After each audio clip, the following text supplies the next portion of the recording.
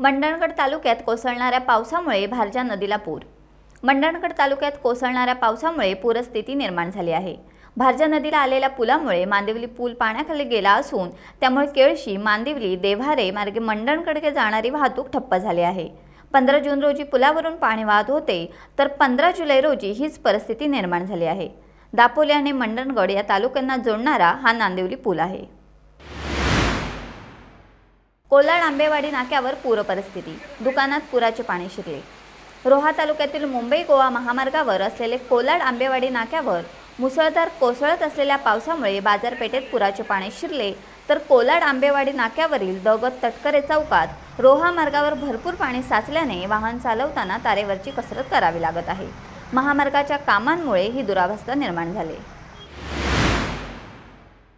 प्रांत व तहसीलदार यांनी वाशिष्ठी नदीची पाहणी केली। चिपळूण येथील वाशिष्ठी नदीच्या पाण्याची पातळी वाढत असून संभाव्य पूर परिस्थितीला सामोरे जाण्यापूर्वी उपाययोजना करण्याबाबत व नागरिकांनी दक्षता घेण्याबाबत उपविभागीय अधिकारी आकाश लिगाडे, तहसीलदार प्रवीण लोकरे, मुख्याधिकारी विशाल भोसले, NDRF प्रमुख प्रमोद रॉय, प्रशासकीय अधिकारी मंगेश पेढामकर, आरोग्य निरीक्षक सुजित जाधव, विभाग प्रमुख वैभव निवाते यांनी नाईक कंपनीजवळील पाण्याची पातळी पाहणी केली।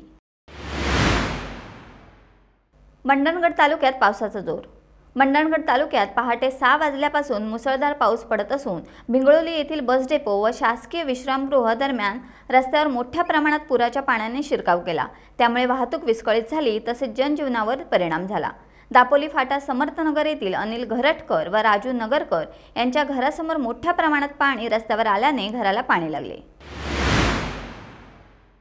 अलिबागमध्ये 15 दिवसांच्या विश्रांतीनंतर पावसाचे धुमशान। 15 दिवसांच्या विश्रांतीनंतर दक्षिण पश्चिम रायगड जिल्ह्यात मुसळधार पाऊसधारा बरसत असून भातशेती लावणीची कामे प्रगतीपथावर आहेत। महाड, माणगाव, पोलादपूर, तळा, पाली व रोहा येथील शाळांना सुट्टी जाहीर करण्यात आली आहे। हवामान विभागानं रायगड जिल्ह्याला रेड अलर्ट जारी केला आहे।